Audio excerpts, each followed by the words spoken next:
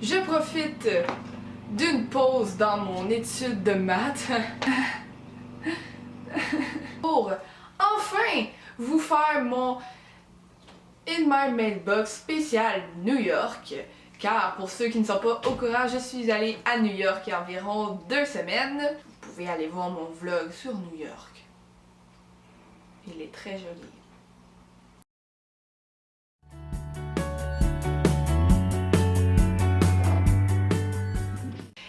J'ai pas pu m'empêcher, en allant à New York, de faire le tour des librairies et de la bibliothèque municipale de New York. Et je suis revenue avec 4 livres. Question de bien regresser ma palle. Non. Engraisser ma palle. Donc, je vais commencer tout de suite avec 2 livres que j'ai achetés à la bibliothèque où il y avait principalement des classiques. Mais quand je vous dis classiques, là, des beaux classiques, genre hardback avec des couvertures magnifiques, plein de petits détails. J'aurais voulu toutes les acheter. Je pense que j'ai passé 1h30 dans la foutue boutique souvenir. J'étais incapable de me décider. Mais j'ai fini par prendre 2 livres, c'est-à-dire A Scarlet Letter de Nathaniel Hawthorne, je ne sais pas, en tout cas. Donc, qui est la version VO de La Lettre écarlate. Je vous montre la couverture parce que ça vaut vraiment la peine. Elle est juste trop jolie. Le derrière aussi. Le livre est en petite cuirette. Là.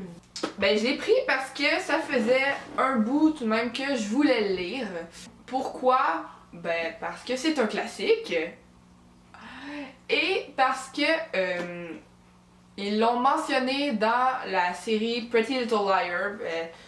En tout cas à la télé. Je sais pas s'ils en ont parlé dans les livres. Et je sais pas, je trouvais que ça avait l'air bon.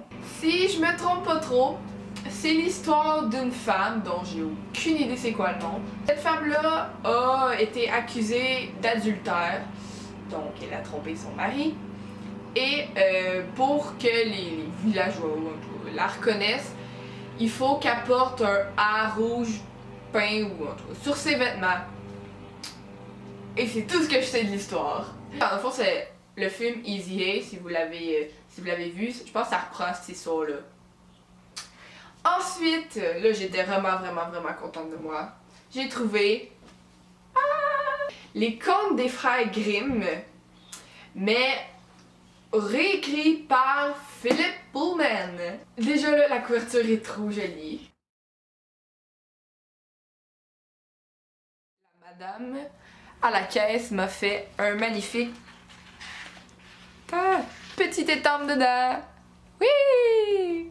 J'ai jamais été une grande fan de contes, mais on dirait que je commence à plus aimer ça ces temps-ci.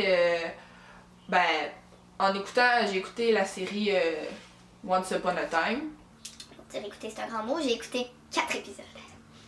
Mais je continue cet été. En tout cas, il y a plein de réécritures et tout, donc je trouvais que ça serait intéressant de les lire. Et ben, j'ai trouvé cette version-là qui...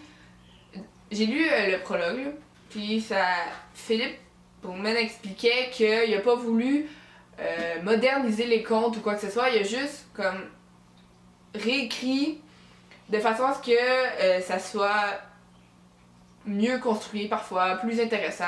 Mais sinon, il a pas tant changé. Je veux dire, mettons, Hansel et Gretel se passe pas en Californie. Vous voyez le genre. Ensuite, je suis allée au Barnes & Noble, qui est, pour ceux qui connaissent pas, la chaîne de librairie aux États-Unis. C'est un peu comme la FNAC, FNAC, la FNAC, en France, ou Archambault-Renoubré au Québec. Et donc, quand j'ai vu qu'il y en avait un sur la 5e avenue, j'y suis allée. Et là, j'ai passé environ, encore là, 1 heure devant la section Young Adult pour essayer de me décider sur quoi prendre. Et ça a fini avec des beaux livres quand même, des beaux livres. Mais j'ai été raisonnable, je suis fière de moi.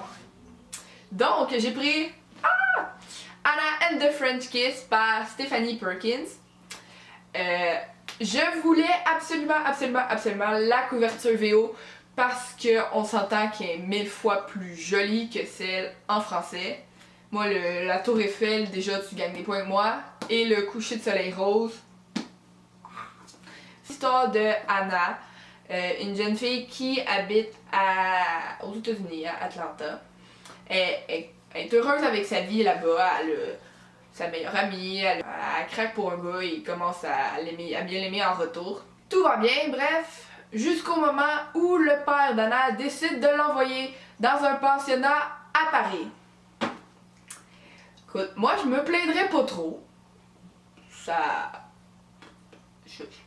C'est sûr que tu perds tes amis un peu, mais Skype ça existe. Une année à Paris, ça se refuse pas quand même, mais bon. On peut comprendre que Anna n'est pas très contente, mais a fini par se faire des bons amis et surtout rencontrer un certain Étienne Sinclair qui a l'air fort sympathique, quoi. Et voilà, une jolie petite histoire d'amour qui est suivie de 2 autres livres, c'est-à-dire Lola and the Boy Next Door et Island de Happily After Ever. Je sais pas si ça parle exactement de quoi, mais j'imagine que c'est ses amis. Et les couvertures sont tout aussi très jolies. Passons de Paris à Londres, pourquoi pas. J'ai acheté le livre Mean to Be par Lauren. Ce livre-là m'avait tapé dans l'œil déjà il y a un bon moment à cause de... Ça parle de Londres, je veux aller à Londres, je dois aller à Londres. Il y a Big Ben sur le top. Je crois qu'il y avait des gens qui m'avaient dit qu'ils avaient bien aimé aussi l'histoire, mais je ne sais plus qui. C'est l'histoire, d'après ce que j'ai compris, de Julia qui a toujours des bonnes notes, aime avoir des règles précises, est un peu trop organisée, je dirais. Elle considère que son âme sœur, c'est son amie d'enfance, Marc. Et c'est tout. Elle fait sa vie avec ça. Jusqu'au jour où elle est pairée avec un certain Jason pour un voyage à Londres et qu'elle tombe en amour avec, je crois. Donc c'était les 4 livres que j'ai achetés à New York. Je suis très contente de mes achats, même si ma bibliothèque est un peu trop pleine. Mais je suis quand même fière de moi, ok? Pour rentrer ces 4 livres-là, j'ai enlevé 2 livres et j'ai fait de la place pour 5 livres.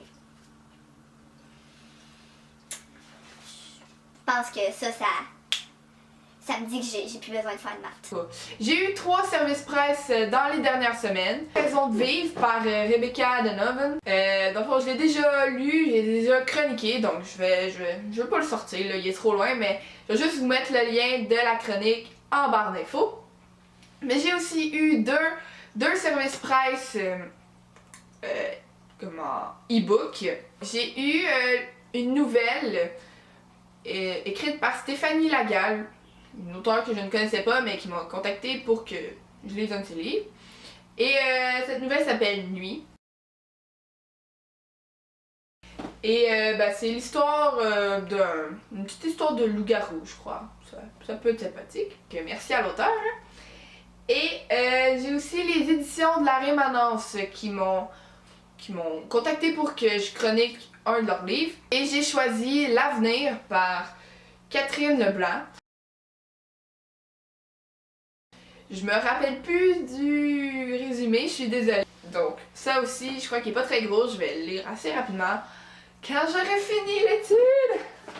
Donc c'est tout pour mes acquisitions, c'est déjà pas mal. Mais avant de finir, j'aimerais vous annoncer à vous, amis booktubers, mon concours que j'ai lancé il y a environ 2-3 jours. Un concours de Goodies New York. Donc il y a 2 lots, 2 personnes peuvent gagner.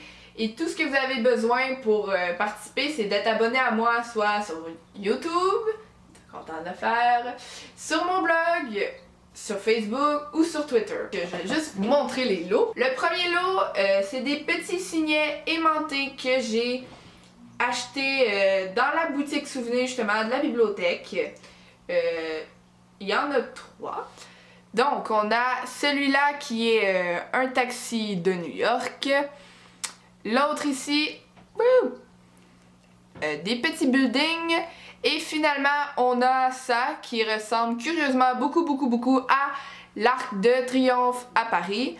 Mais je vous assure, il y en avait un à New York aussi, dans le Washington Square Garden, qui est un parc proche de Greenwich Village. 3 signets, je les offre ensemble. Et le lot numéro 2, c'est des marque-pages que j'ai fait moi-même à partir de mes photos de New York. On a celle-là ici qui est écrit I Love New York, avec des petites photos en noir et blanc. Et puis, on a aussi celui-là qui est écrit Show Your True Colors, parce qu'il est tout coloré. Voilà. Et finalement, avec ces 2 signets-là dans le lot, on a un petit macaron. Ah! Bref, il veut pas focusser, mais un petit macaron écrit Books dans un cœur. En passant, je sais pas si macaron ça se dit en France aussi, mais il y a une petite épingle. Puis là, vous pouvez l'accrocher à un sac. Voilà, c'est tout. Donc, si vous voulez participer, tout ce que vous avez à faire, c'est aller dans la barre d'infos, cliquer sur le lien. Je vais laisser un lien du concours et il faut remplir un petit formulaire, mais tout le monde peut le remplir, pas besoin d'avoir un compte. C'est tout, le concours est ouvert à l'international, j'en vois en France, au Québec, en Russie si ça vous tente. Et il est ouvert jusqu'au 24 juin. Pour moi, le 24 juin, j'ai officiellement fini l'école, donc j'imagine que c'est le cas pour vous aussi. Et ça sera un cadeau de fin d'année. Donc c'est tout, n'hésitez pas à participer au concours, à commenter, dites-moi si vous avez lu un de ces livres-là, si vous voulez le lire, si n'importe quoi. Et moi je vous dis à la prochaine, bye!